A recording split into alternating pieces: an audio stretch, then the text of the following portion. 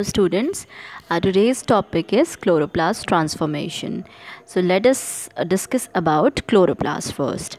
What is chloroplast? It is a subcellular organelles of plant cell which is considered to be a symbiotic cyanobacteria derived. It is derived from a symbiotic cyanobacteria. It is present in shoots and leaves of green plants and contained a pigment called chlorophyll, right? And they have several plastids. The colored plastids are known as amyloplast, which are present in root, and colored plastids are known as chromoplast, which are present in fruit. They are variable number of copies of genome present in plastids, which is around 50 to 100 number. This is a very common diagram of chloroplast. As in this diagram you can see the two membrane, inner and outer membrane, thylakoid stroma, which is arranged in a like a stack of coins arranged. So it's a general diagram. Now let us talk about historical perspective. If we talk about in transformation, it is firstly achieved in Alga Chlamydomonas. Chlamydomonas में firstly हमने देखा था ही chloroplast transformation, और जो हमने marker लिया था इसमें वो लिया था AADA मार्कर, ठीक है।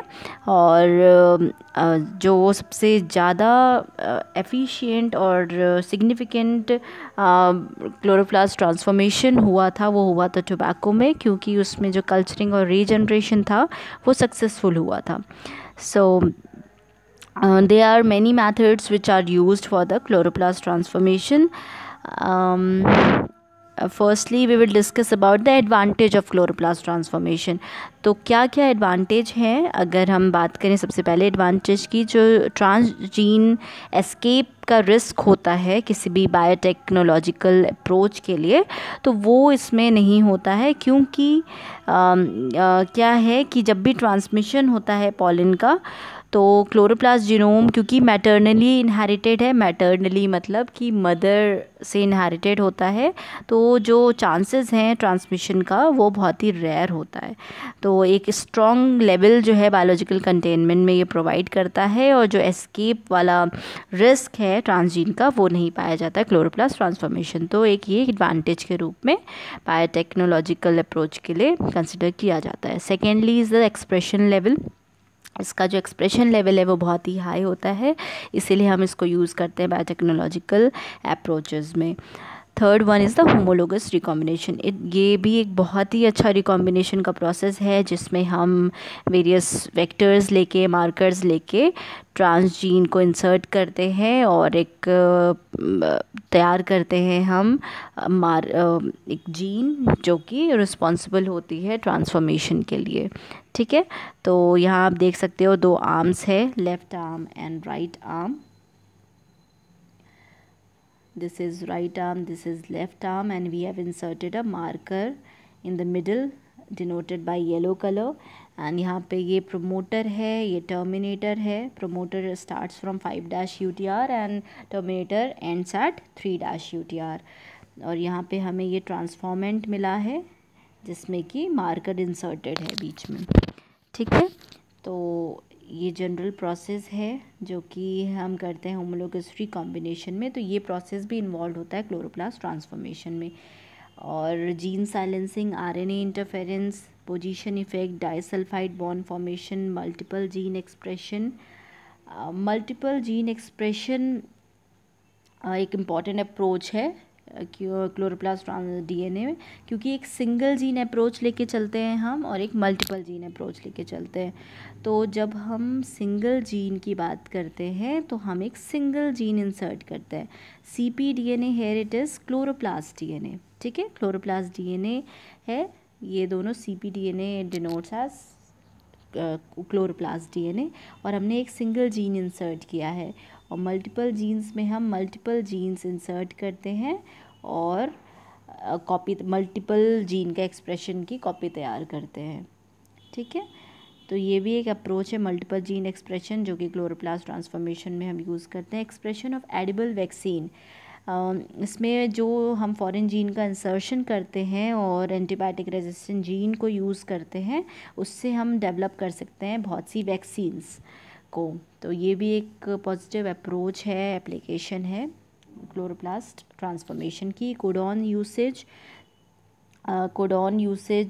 कैसे हम शो करते हैं, क्योंकि ये एक सिग्निफिकेंट सिमिलैरिटी शो करता है बैक्टीरियल जीनोम के साथ, और ये क्योंकि साइनोबैक्टीरिया से पाया गया है तो बैक्टीरियल जीनोम जो है वो हम इंसर्ट कर सकते हैं क्लोरोप्लास्ट जीनोम में, और एक तरफ से ये बेनिफिशियल होता है जेनेटिक इंजीनियरिंग की टेक्निक्स में।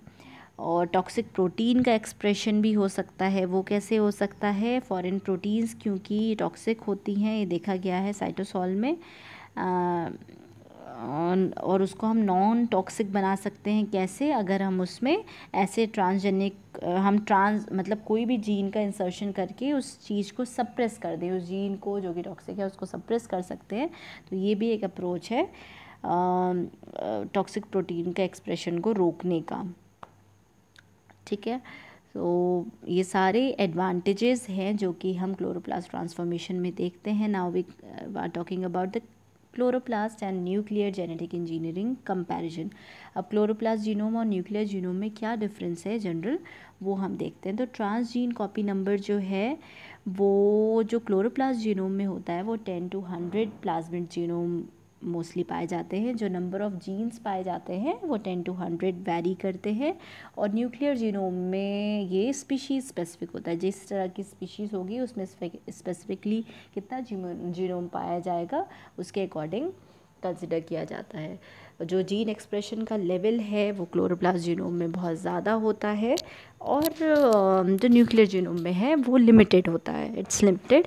जीन का अरेंजमेंट की बात करें तो वो बहुत ही ऑफन अकर हो जाता है क्लोरोप्लास्ट जीनोम में, और न्यूक्लियर जीनोम में वो इंडिपेंडेंटली कहीं पे भी इंसर्ट हो जाता है ट्रांसजीन, जो भी हम बाहर से फॉरेन जीन्स को इंसर्ट करते हैं। पोजीशन इफ़ेक्ट जो है वो क्लोरोप्लास्ट जीनोम में नहीं देखने को मिलता। पोजीशन इफ़ेक्ट क्या होता है, ये हमने एडवांटेज में भी पढ़ा कि क्लोरोप्लास्ट क्रोमोज़ोम नंबर का एबरेशन, अगर क्रोमोज़ोम नंबर में एबरेशन हो जाए और जिस पोजीशन में जो जीन इंसर्ट होना था वो वहाँ पे ना हो, तो उसको बोलते हैं पोजीशन इफ़ेक्ट। तो ये चीज़ क्लोरोप्लास्ट जीनोम में नहीं देखने को मिलती है, ये एक टाइप का डिसएडवांटेज है। और ये क्योंकि नहीं हो रहा है क्लोरोप्लास्ट ट्रांसफॉर्मेशन में, तो ये एक एज अ एडवांटेज हम कंसिडर करते हैं। ठीक है, किसमें, जेनेटिक इंजीनियरिंग मेथड्स में, अप्रोच में। और ये क्योंकि न्यूक्लियर जीनोम में होता है पोजीशन इफ़ेक्ट देखने को मिलता है, इसलिए ये थोड़ा सा ड्रॉबैक है न्यूक्लियर जीनोम ट्रांसफॉर्मेशन में।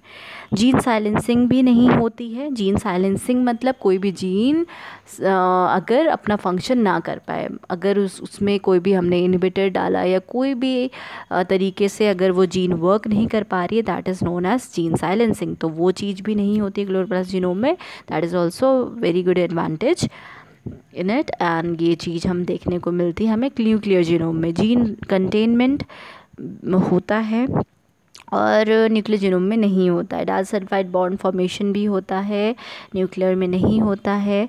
जो होमोजेनिसिटी की बात करें तो होमोप्लाज्मिक जीनोम देखने को मिलता है हमें क्लोरोप्लास्ट में, और न्यूक्लियर जीनोम में heterozygous as well as homozygous दोनों देखने को मिलता है।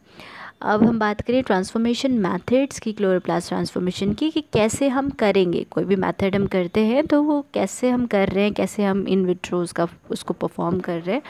तो बायोलिस्टिक पार्टिकल बम्बार्डमेंट मेथड और PEG mediated agrobacterium transformation method को यूज़ करके हम क्लोरोप्लास्ट का ट्रांसफॉर्मेशन करते हैं। और मोस्टली जो हम सबसे ज़्यादा यूज़ करते हैं वो है बायोलिस्टिक मेथड और पार्टिकल बम्बार्डमेंट मेथड, जिसमें हम पर्टिकुलर फॉरेन जीन को इंसर्ट करते हैं by the use of insertion enzyme, और उस मेथड को यूज़ करके हम फॉरेन जीन को इंसर्ट करते हैं क्लोरोप्लास्ट जीन में। तो ये सारे मेथड्स दिए हुए हैं जो कि हम यूज़ कर रहे हैं। अब एक एक करके अगर हम बात करें, हम वेक्टर को डिज़ाइन कैसे करते हैं क्लोरोप्लास्ट ट्रांसफॉर्मेशन में, ये आप देख लेना कि कौन कौन से ट्रांसफॉर्मेशन मेथड्स हैं क्लोरोप्लास्ट ट्रांसफॉर्मेशन में। अब वेक्टर डिज़ाइनिंग कैसे होती है क्लोरोप्लास्ट ट्रांसफॉर्मेशन की, तो ये सारी जीन्स हैं जो कि हमको कंसिडर करनी होती है। सबसे पहले बात करें, सबसे इम्पॉर्टेंट जो होती है वो होती है सेलेक्टेबल मार्कर जीन, जो कि सेलेक्ट करती है अपनी पोजीशन और मार्क करती है पर्टिकुलर जीन को जो हमें टारगेट करना है। तो इसमें हम जनरली यूज़ करते हैं 16S rRNA, राइबोसोमल RNA लेते हैं हम, जो कि सिलेक्शन मार्कर के रूप में हम क्लोरोप्लास्ट ट्रांसफॉर्मेशन में यूज़ करते हैं, जो कि ट्रांसजेनिक लाइन है वो सेलेक्ट करते हैं हम स्ट्रेप्टिनोमाइसिन रेजिस्टेंस के लिए।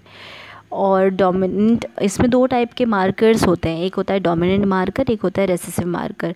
डोमिनेंट मार्कर जो होता है उसकी जो ट्रांसफॉर्मेशन एफिशिएंसी होती है वो बहुत ज़्यादा होती है, और उसका एक्सप्रेशन का जो लेवल होता है अर्ली स्टेजेस में वो कम होता है, बाद में ज़्यादा होता है। और जो हमने पहले बात की थी ADA मार्कर की, उसका जो नाम है वो है aminoglycoside 3' adenyltransferase gene, AADA। AADA जो हमने बात की थी पहले भी, ये यूज़ हुआ है ये जीन। तो इसका जो नाम है वो है अमीनोग्लाइकोसाइड 3' एडेनिल ट्रांसफरेज जीन, जो कि किसकी रेजिस्टेंस शो कर रही है, स्ट्रेप्टोमाइसिन की एज वेल एज स्ट्रेप्टिनोमाइसिन की। ये दोनों की रेजिस्टेंस ही शो करता है ADA, इसीलिए हम इस मार्कर को यूज़ करते हैं। और रेसेसिव मार्कर जो होते हैं उनकी जो ट्रांसफॉर्मेशन एफिशिएंसी होती है वो कम होती है, इसलिए हम इसको कम यूज़ करते हैं। और भी मार्कर्स होते हैं जैसे कि प्लास्टिड सेल ऑटोनोमस मार्कर्स, इनके एग्जांपल्स दिए हुए हैं, ऑटोनोमस पोर्टेबल मार्कर्स। और कुछ मार्कर्स होते हैं जिनकी प्रॉपर्टी जो होती है वो डायरेक्ट सिलेक्शन के थ्रू भी की जाती है। अब ये आप वेक्टर देख सकते हो कैसे होता है, इसमें ये डायग्राम हमने पहले भी देखा था कि लेफ़्ट आर्म होती है और राइट आर्म होती है, ये प्रोमोटर साइट होती है, ये टर्मिनेटर साइट होती है। प्रोमोटर में ही आगे बाइंडिंग होती है और ये मार्कर सेंटर पे लगा होता है। और ये जब यहाँ से ट्रांसलेशन प्रोसेस होता है तो 3' UTR में टर्मिनेटर होता है जो कि प्रोसेस को एंड करता है। तो ये जनरल वेक्टर का डायग्राम है। यहाँ पे डिफरेंट मार्कर्स दिए हुए हैं, सेंटर पे जो कॉलम है उसमें सिलेक्शन दिया हुआ है और किस ऑर्गेनिज्म में ये परफॉर्म किया जाता है वो दिया हुआ है। तो डिफरेंट फोटोसिंथेसिस की अगर हम बात करें तो यहाँ पे मार्कर का नाम जैसे कि फॉर एग्जांपल ATPB मार्कर दिया हुआ है। ये जो सिलेक्शन प्रोसेस है ये है फोटो ऑटोट्रॉफी सिलेक्शन मेथड है, और किस में किया जाता है, क्लेमाइडोमोनास में। RBCL इसका भी सिलेक्शन मेथड जो है वो है फोटो ऑटोट्रॉफी, लेकिन ये किया जाता है टोबैको में। वैसे ही ड्रग रेजिस्टेंस बहुत से मार्कर्स होते हैं जैसे कि NPT सेकेंड, ये बहुत ही कॉमन मार्कर है जो कि यूज़ किया जाता है। NPT सेकेंड जो कि सिलेक्शन का नाम है कैनामाइसिन सिलेक्शन बोलते हैं, और ये यूज़ किया जाता है ये भी टोबैको में, कॉटन में। और उसके बाद हम देखें तो हर्बिसाइड रेजिस्टेंस के लिए भी बहुत से मार्कर्स यूज़ किए जाते हैं। मेटाबॉलिज्म के लिए, हर्बिसाइड के लिए ये जो है इसको आप ध्यान से पढ़ना। First one is bar gene EPSP, जिसका जो मैकेनिज़्म है वो है ग्लाइफोसाइट सिलेक्शन, और टोबैको में ये होता है। और बार जीन जो है ये भी टोबैको में होता है। और जो सिलेक्शन मेथड है वो है आपका बार में फॉस्फोइनोथ्रिसिन। तो ये दो जो हैं ये कॉमनली यूज़ होते हैं और ये पूछे भी जाते हैं एग्ज़ाम में। मेटाबॉलिज्म में कोडा जो है वो भी इम्पॉर्टेंट है जो कि टोबैको में करते हैं हम, और जो सिलेक्शन मेथड है वो है 5-फ्लोरोसाइटोसिन। तो ये सारे ये टेबल आप एक बार अच्छे से रीड कर लेना, ये एग्ज़ाम में पूछे जा सकते हैं। अब हम बात करते हैं दूसरा इंसर्शन साइट्स की। अभी हमने सिलेक्टेबल मार्कर जीन्स की बात की। अब सेकंड जो इम्पॉर्टेंट, जब हम वेक्टर डिज़ाइन करते हैं तो उसमें इंसर्शन साइट्स होती हैं। तो उसमें हम क्या देखते हैं, लेफ़्ट और राइट फ्लैंकिंग सीक्वेंसेस होते हैं जो कि 1 to 2 KB साइज़ के होते हैं। और इंसर्शन, इसमें जो मोस्टली यूज्ड इंसर्शन साइट्स हैं वो है TRNV3-RPS12, ये एक एग्ज़ाम्पल है। और उसमें इन्वर्टेड रिपीट्स होते हैं और 25 KB के इन्वर्टेड रिपीट्स होंगे और 2 कॉपी होगी इन्वर्टेड रिपीट्स की। एक होगी आपकी राइट साइड में, एक लेफ़्ट फ्लैंकिंग सीक्वेंसेस के साथ लगी हुई होती है। फिर आते हैं हम रेगुलेटरी सीक्वेंसेस में। जो जीन एक्सप्रेशन का लेवल है प्लास्टिड्स में वो डिटरमाइन करता है रेगुलेटरी सीक्वेंसेस। इसमें प्रोमोटर्स आते हैं, मोस्टली प्रोमोटर्स आते हैं। और प्रोमोटर्स का अगर हम एग्जांपल देखें तो rRNA ओपेरॉन जो है वो एक प्रोमोटर है जो कि हम मोस्टली यूज़ करते हैं। कॉलीफ्लावर मोज़ैक वायरस जो है, जिसको हम बोलते हैं CAMV35S प्रोमोटर, जो कि इसमें यूज़ किया जाता है, जिसका जो लेवल है ट्रांसजीन एक्सप्रेशन का डाइकोट्स में वो बहुत ही ज़्यादा है, इसलिए ये यूज़ होता है बहुत ज़्यादा जेनेटिक इंजीनियरिंग मेथड्स में।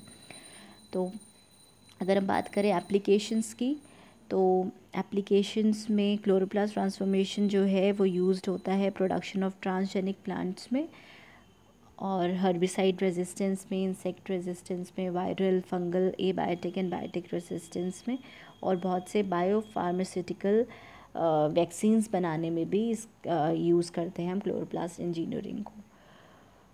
So thank you for this, and if you have any query for regarding this topic, you can ask me in Google Classroom as well as WhatsApp.